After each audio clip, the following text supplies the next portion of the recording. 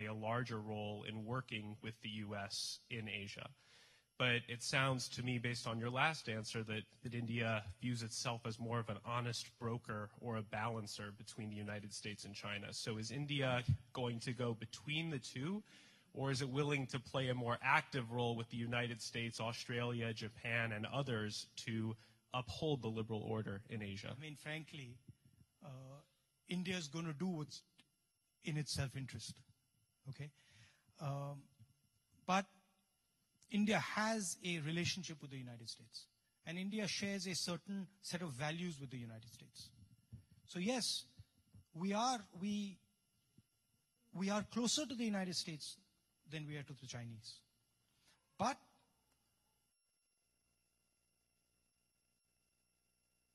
the Chinese and the United States are both major players on the planet.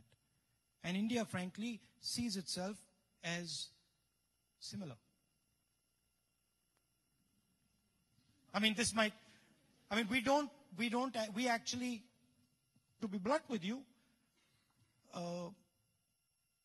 someone asked an Indian leader, do you lean left or do you lean right? And she responded, no, we stand straight. So I think that's really the answer. What is in India's interest is what India will do. But we have a very good friendship with the United States. I think we have time for 3 or 4 more questions. I would like to take somebody from the back. First from the back and then there. Yeah? So please, I think the very last row, you.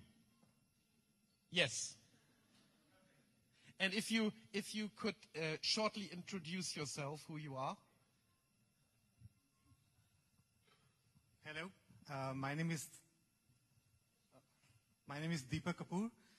I'm from India. I'm a Punjabi living in Hamburg for the last 6 years, managing European operations of an Indian multinational here.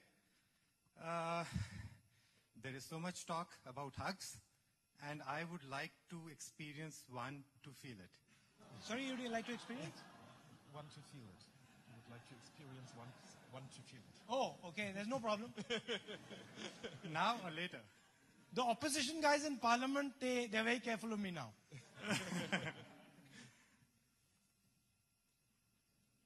So that was... Sure, you come ahead. Okay, come down, no perfect, problem. Thank you. I have no issue. If it makes you happy, it makes me happy. I promise to bring in you. Yeah.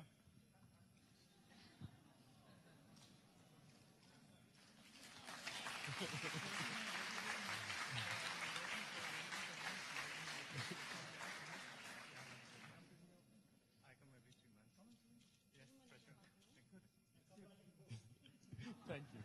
So, over here, and if you could also introduce yourself. Okay, Deutsch, English. My name is Luba, and I'm from Moldova, but here I'm writing my PhD. My master thesis was about advertising in India. It's about advertising in India, and I have also advertising, yes. And it's a big pleasure to see you live because I wrote also about you and your family. Okay, I have also to apologize because I would like also to switch the topic. And as you know, nowadays we have a big discussion about refugees from Syria, Iraq, in Germany, and also in Europe. And maybe you have some kind of piece of advice for German politicians, for European politicians. What have they do to make the situation much better, to help people, and also not, because Germans, some groups of Germans are very, I would say, not happy because of this politics. And if we talk about hate and life, maybe you have some piece of advice. And maybe you can say, what would you do if you were, for example, the Chancellor of Germany? Well, I'm nobody to advise, frankly, the Chancellor of Germany or the German people on how to deal with their problems. But I can make 1 or 2 observations. If you look at Western Europe, you look at the United States and you look at India, and you analyze why a certain style of leadership is coming. Mr. Modi in my country, others, I won't name them, but others on the planet. The reason is that whether it is India or Europe or the United States, we are unable to give jobs to our blue collar, the sort of non-white collar person in our countries. And so there is frankly, a failure in job creation. Put bluntly, we are being outcompeted by the Chinese. And that is creating a lot of anger in society. If you want, when you get a situation of scarcity, you start to get conflict in society. And to me, a lot of the conflict that is taking place in India and a lot of the conflict that is taking place in Europe and the United States is because people here are concerned that the vision that brought them to this point is not going to take them over the next 10, 15, 20 years. And we have a lot of talk about services in India. We talk about 9% growth, 8% growth, but when you actually look at the numbers, there are no jobs. And that's a huge part of why this type of sentiment starts to develop. The other thing, frankly, is the West needs to think about the results of policies like Iraq and Syria. It needs to be careful when it goes in without understanding the consequences, without understanding the dynamics, the tribal dynamics, without understanding the societal dynamics in these societies. They might seem like weak countries, but every single country has a tremendous amount of power in it. And you disorganize that power, you upturn it, it is going to have consequences. So I think providing a vision to Europe, which is not an easy thing to do, and frankly, I can't do it. Providing a vision to India going forward, and India is developing that vision. But we are beginning to understand how we move through this dangerous time. But the stuff that worked 5 years ago, I mean, I've experienced it. The stuff that worked in 2004 didn't work in 2014. It just stopped. And frankly, a lot of the conversation that takes place is about outmoded ideas. Ideas that are not actually going to work in the 21st century. I ask, when I meet leaders of European countries, I ask them a simple question. I say to them, look, you are saying to me that you're pro-globalization. I can see that globalization benefits India. I can see it quite clearly. You just please answer me this question. How are you going to, with your cost structure, how are you going to compete at the blue-collar level with the Chinese and the Indians? I've never got an answer. And so there is tremendous energy in Europe. There is tremendous ability in Europe.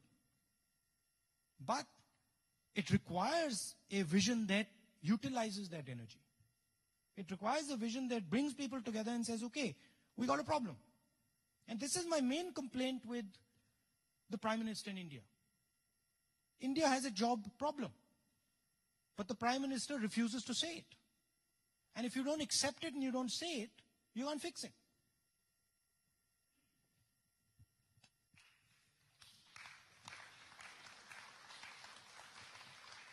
First of all, I apologize in advance. I think half of the audience wants to ask you a question.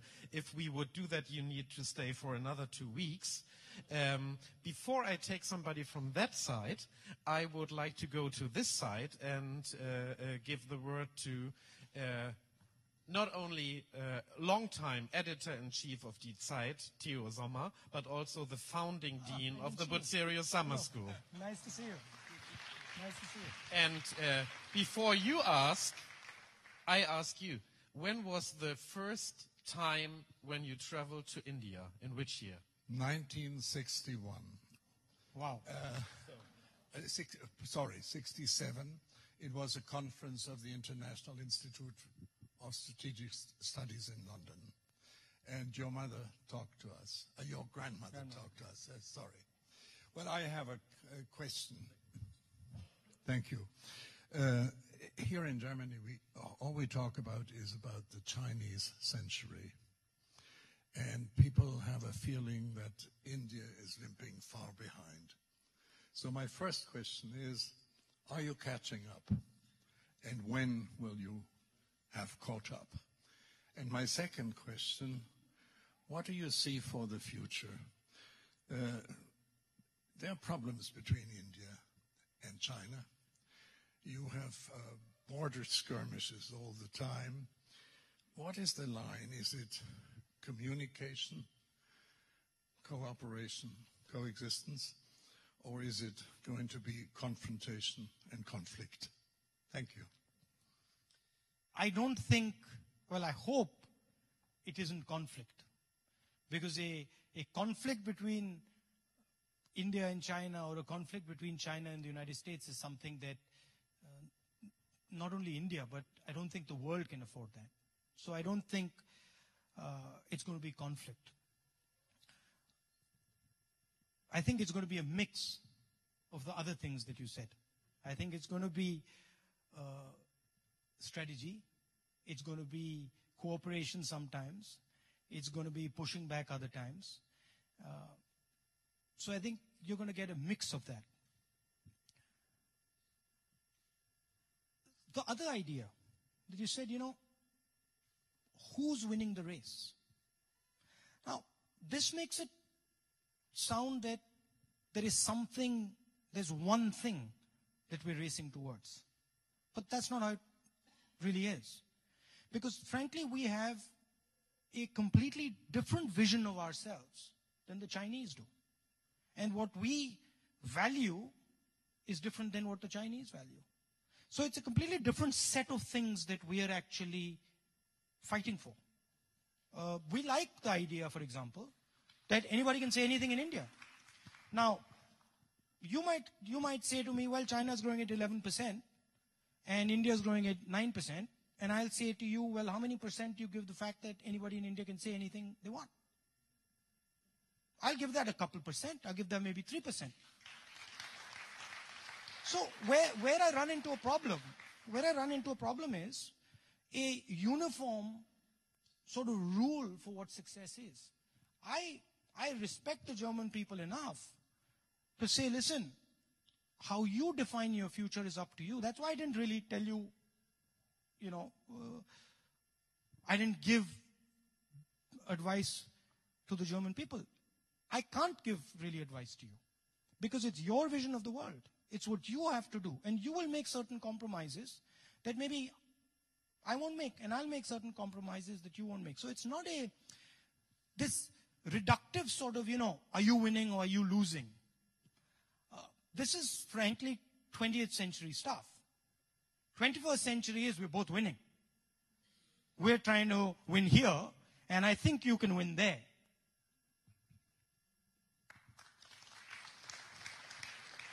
We will take a question from this side. Yes, and if you could introduce yourself briefly. Hi, I'm Sanika, and I'm studying a master's program here. I'm doing journalism. I'm also doing my master's. I understand that this is about global governance, and I'm supposed to probably ask something related to that. But my question is a little more towards introspecting about India from your thoughts. I'm doing my master's thesis on the Me Too movement, and I'm sure you must have heard about it or know about it. So I'm wondering what your thoughts are about women's safety in India, because recently there was a quite critically challenged piece on Reuters about how India is probably one of the most unsafe countries for women in India, in the world. And I was wondering what your thoughts about this topic was. I would disagree with the idea that India is the most unsafe place for women, but I would agree with the idea that the treatment of women in India leaves a lot to be desired. I think there is a huge amount of violence against women in India. A lot of it is visible, a lot of it is on the street. Huge amount of it is invisible, you never see it. It happens in houses. Women never talk about it. I think it is a cultural issue. It is an issue of how Indian men view Indian women. And I think it requires a huge amount of work to fix that problem. That's one component of it. The other component of it is that the level of violence in India, for the reasons I explained earlier, is increasing. And whenever the levels of violence increase, the people who are weakest bear the biggest brunt. So the fact that violence is increasing dramatically in India, women are actually getting a huge share of it. I think it is a tragedy. I think that is the single most important thing that India needs to do, is change the way its men view its women. And I think that is something that frankly is going to take a huge effort, but it is the duty of every single Indian to do it. But Sorry, go ahead. But probably from a policy-oriented or as a policy politician. perspective, a couple of things. When I look at political parties, I don't see women representatives. When I look at the House of Parliament, when I look at legislators, I don't see the amount of women that I should. Because if you don't put women in positions of power, you won't shape the laws. You won't get their voice into the system. So I do a lot of work to try and get women into the system, to try and get women into the Congress party, and try and get women into the Lok Sabha, Rajya Sabha, Vidhan Sabha. We are championing right now a bill of reservations for women in Parliament. So that should be a big step going forward. And there's a lot that can be done on the policy side. And there's a lot that, frankly, has been done. Even at the lower levels in the elections, places are reserved for women. But at the end of it, it is a cultural issue as well. It is literally the way the Indian male views the woman. He has to start viewing her as an equal. He has to start viewing her with respect. He has to start treating her with respect. And I'm sorry to say that he doesn't.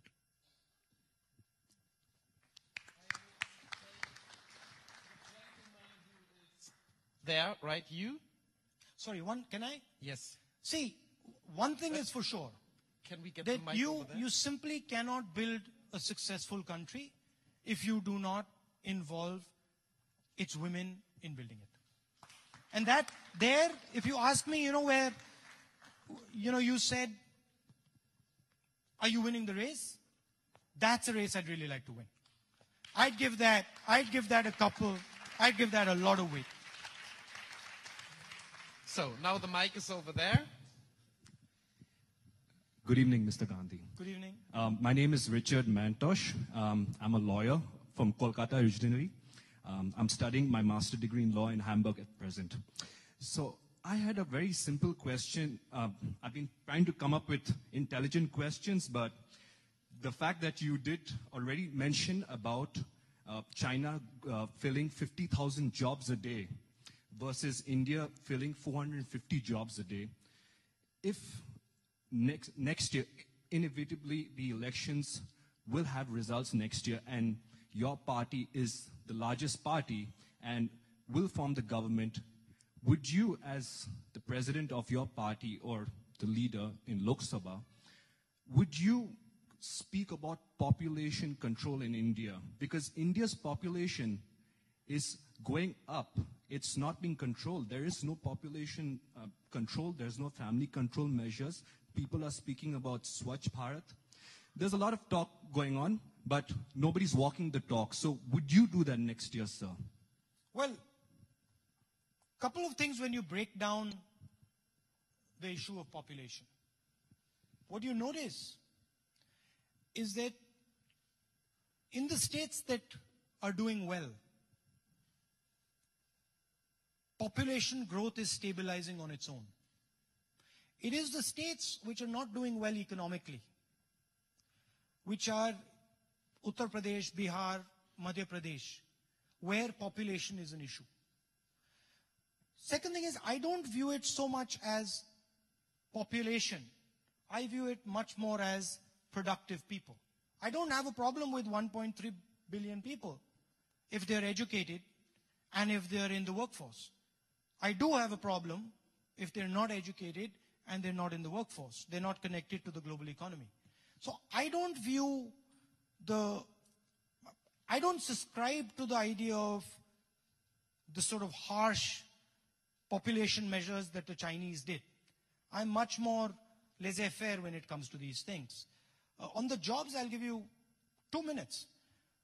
Jobs are only going to be created in India through small and medium businesses. And if you look at the amount of money that our small and medium businesses get, you look at the amount of support our small and medium businesses get from the banking system, from the political system, it is minuscule compared to the amount of support that the top 15, 20 businesses get. So if you want to start competing with China and India, if you want to start competing and start creating jobs in India, you have to look towards small and medium businesses. And frankly, that's something that we can learn from the Germans, who have such a system and have shown the world that it can be extremely successful. Thank you. Thank you so much, Rahul Gandhi. Am I done? We are already much over time. Okay. And so thank you so much for this wonderful talk and discussion with the audience. And I am so sorry for the huge amount of people here that couldn't raise their questions. I'm really sorry, but as you see, our time is limited and there were so many others who wanted to speak. Sorry. Thank you. Thank you very much for giving me your time. It's been an honor. Good night.